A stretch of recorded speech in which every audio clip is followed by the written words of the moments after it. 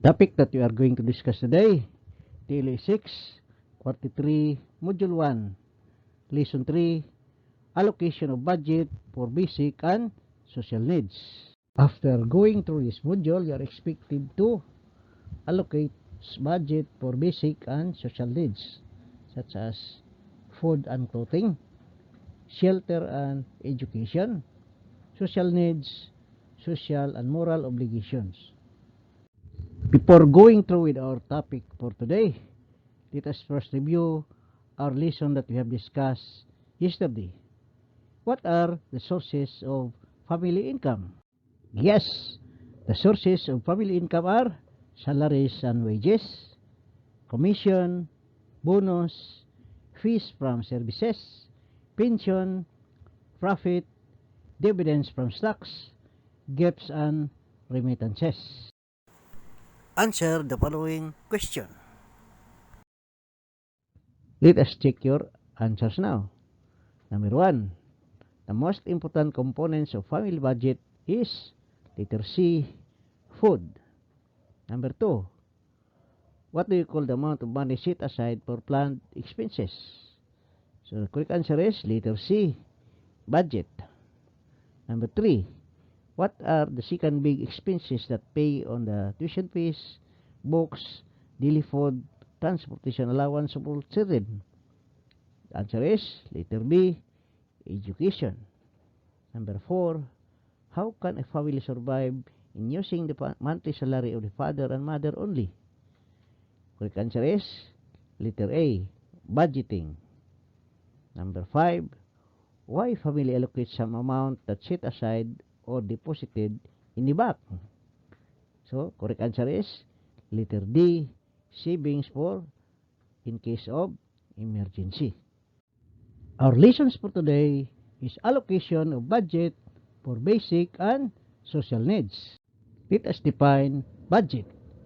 Budget is the amount of money set aside for planned expenses. It is a plan specifying how much money will be spent or allocated during a particular period. Ito ay isang perang inilaan para sa mga planong pagkakagastusan. Ito ay ang plano na kung saan tinutukoy ang halagang ilalaan para sa isang particular na panahon. Budgeting is related to the wise use of family resources. It is based on the system by which wages or salaries are received and how these are to be spent by itemizing the needs of the family and how much money is needed to meet such need. Ito ay tumutukoy sa matalinong paggamit ng pinagkukunan o kita ng pamilya. Ito ay base sa kung sa anong sistema natatanggap ang sweldo. Lingguhan ba, buwanan, o sa tuwing 15 ng buwan? Paano ito gagastusin para matugunan ang lahat ng mga pangangailangan ng isang pamilya? Components or elements of a family budget. Number 1, we have food. Ito yung unang pinaglaanan ng budget ng isang pamilya. Ang pagkain ay isa sa mga pinakamahalagang bahagi ng budget ng pamilya. Another components of family budget, we have clothing. So isa ito sa mga pinakaimportanteng bahagi ng budget ng isang pamilya, ang paglalaan ng budget para sa pananamit.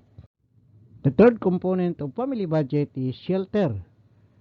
Ito ay tumutukoy sa renta ng bahay, pambayad ng buwis, at saka repair and maintenance.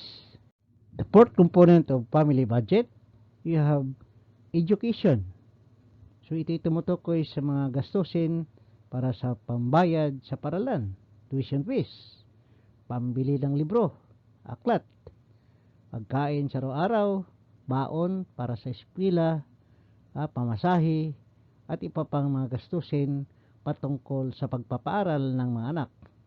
The fifth component of family budget is household operation. Mga kailangan para sa bahay. Dapat may nakalaan ding budget para sa mga gastusin sa mga kagawitan sa bahay. pambili ng mga pangailangan, mga kurtina, mga biddings, patungkol sa mga pangailangan materyales o kagamitan sa bahay. The sixth component of family budget is utilities. Ito yung mga pambayad para sa mga kagamitan sa bahay, katulad ng pambayad sa kuryente, pambayad sa tubig, pambayad sa telepono, pambili ng gasol, at saka sweldo ng mga katulong. The next component of family budget is number 7, we have health. Ito ay patungkol sa pangangalaga sa ating kalusugan. Mahalaga na may nakalaang budget para pambili ng gamot, pampapacheck up kung nagkakasakit.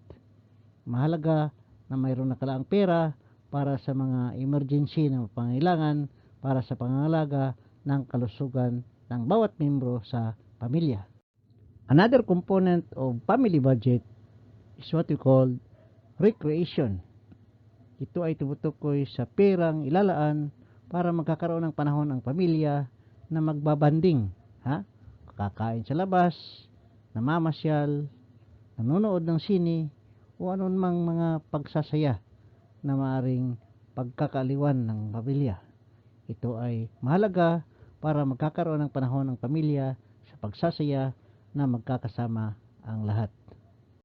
Mahalaga sa pamilya ang may panahon na mamamasyal kasama ang mga anak, magpunta sa dagat, maliligo, o saan mang lugar na pwedeng puntahan na kailangan ng pera.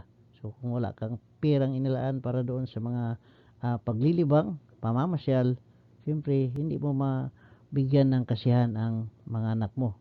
Ang pamilya ay hindi magkakaroon ng panahon para magbanding. So mahalaga na may perang nakalaan para sa ganitong mga pagkakataon.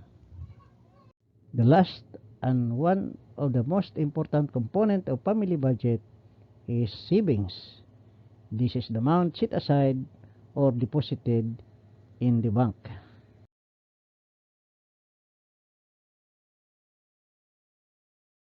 This is a sample of a family budget with a monthly income of 25,000 with a family members of 4.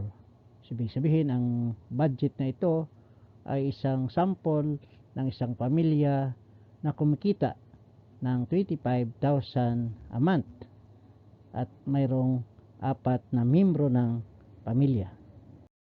Answer the following question in a 1/2 sheet of paper.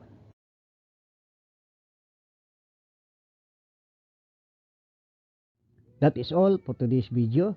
Thank you for watching. Please like, share, and subscribe my channel so that you will be notified for the next video that I will be uploading. Thank you and God bless.